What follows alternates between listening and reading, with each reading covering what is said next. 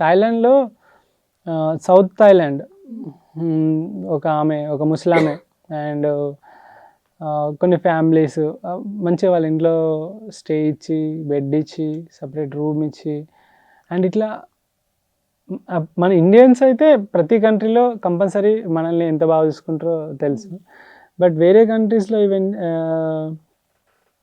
South Korea and even Taiwan, Mongolia అయితే ఇంకా నేను ఎలాంటి రఫ్ కండిషన్స్‌లో కూడా వాళ్ళు నన్ను వాళ్ళ ఇళ్ళల్లో తీసుకెళ్ళి, ఇల్లులు అంటే వాళ్ళ యట్ అంటారు.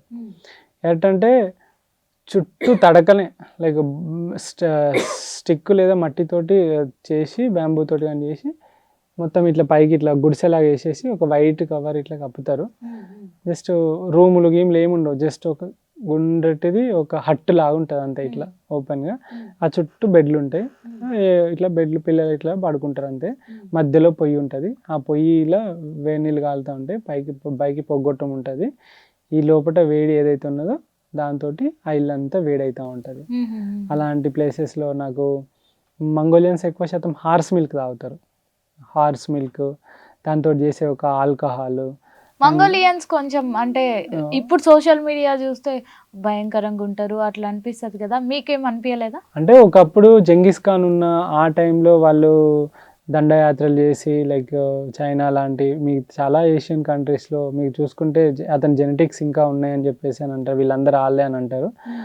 సో వాళ్ళు అప్పట్లో వాళ్ళు చేసిన యుద్ధాలే కానీ అవన్నిటి వల్ల వాళ్ళు క్రూరంగా అనిపించవచ్చు. బట్ ఆ రాజుల యొక్క కాలాలు అవన్నీ ఇప్పుడు అన్నీ లేవు కాబట్టి అందరూ లైక్ నాగరికత నేర్చుకున్నారు, మొత్తం ఇట్లా సివిలైజేషన్ అయింది. సో ఇప్పుడు వాళ్ళు కూడా మారారు. కానీ స్టిల్ చాలామంది దగ్గర ఫోన్లు లేవు. ఇప్పటికీ స్కూల్కి వెళ్ళిన పిల్లలు గుర్రాల మీదే వెళ్తారు. లైక్ ఇప్పటికీ వాళ్ళు 3 పూటలు మీటే తింటారు.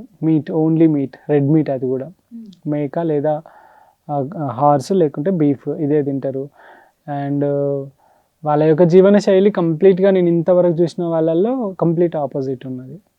అస్సలు పొల్యూషన్ ఉండదు, చెట్లు కూడా ఉండవు చూద్దామంటే, మొత్తం ఎడారి, -50, -60, -70 డిగ్రీస్ టెంపరేచర్స్. 16 డిగ్రీలు ఏసీ పెట్టుకుంటే ఆగమాగం అవుతాం. అలాంటి -50, -60, -70 డిగ్రీస్లో వాళ్ళు సర్వైవ్ అవ్వడం. సో వాళ్ళ లైఫ్ స్టైల్ అంతా వేరే ఉంది. మంచి హాస్పిటాలిటీ అంటే మంగోలియా మంచిగా ఉంది. నా బెస్ట్ కంట్రీ అంటే కూడా అదే చెప్తా. అంటే నేచర్కి నేను ఎంజాయ్ చేసిన దానిలో రైడ్లో అదే దగ్గర ఒక 1000 కిలోమీటర్లు అనుకుంటా మనుషులను చూడకుండా రైడ్ చేసిన ఎడారిలో, అది ద బెస్ట్.